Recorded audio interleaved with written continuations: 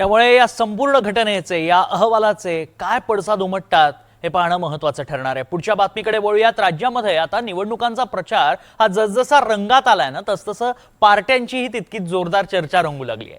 आताच नुकतेच भाजपवासी झालेल्या अशोक चव्हाणांना व्यासपीठावरनं अगदी मटणाची आठवण झाली आणि मग विरोधकांनी त्यांचा इतिहासच काढलाय। काय घडलं नेमकं बघा।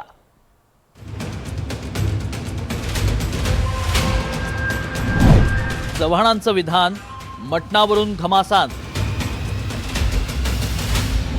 वडेट्टीवारांचा हल्लाबोल, मटणावरून राजकीय कल्ला। नांदेड महानगरपालिका निवडणुकीच्या प्रचारादरम्यान भाजप खासदार अशोक चव्हाण यांनी मटणाची आठवण काढली आणि राजकीय टीकेचा खमंग सुटला। अशोक चव्हाण यांनी रोज खा मटण आणि दाबा भाजपचं बटण असं विधान केलं।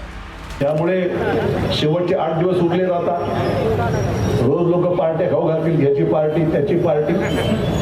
मी तर म्हणन रोज खा मटण, परंतु कमळावर दाबा बटन। एवढं काम करा। आता मटण खा एकाचं दुसरे मतदान दुसरीकडे असं भांडण, हे काय मटण देणार नाही। अशोक चव्हाण यांच्या या विधानानंतर आता विरोधक आक्रमक झालेत। काँग्रेसनं अशोक चव्हाणांच्या याच विधानाची खिल्ली उडवली आहे। यशोमती ठाकूरांनी अशोक चव्हाणांचा आदर्श चव्हाण असा उल्लेख केलाय, तर वडेट्टीवारांनी देखील डिवचलंय। आज आमच्या अशोकराव चव्हाणांचं मी स्टेटमेंट पाहत होतो। ते म्हणले खा कुणाचंही मटण, दाबा कमळाचं बटन म्हणे।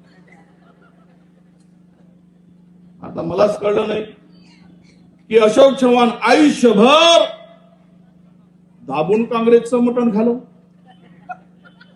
दाबून, आणि आता खा कुणाचंही मटण म्हणताय। पहिले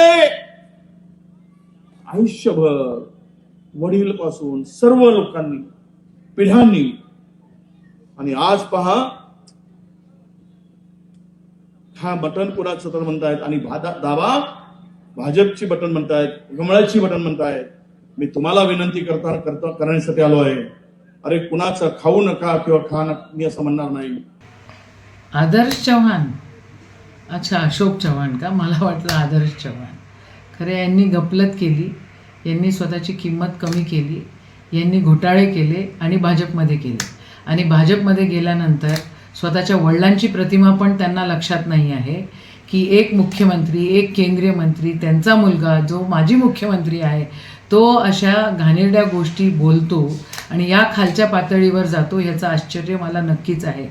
अशोकराव चव्हाण साहेब ज्या वेळेला काँग्रेसमध्ये होते त्यावेळेला असं अजिबात करत नव्हते। निवडणुका आल्या की पार्ट्या, मटणाचा बेत हे काय नवं नाही। अशोक चव्हाणांनी केवळ जाहीर व्यासपीठावरून याचा उल्लेख केला।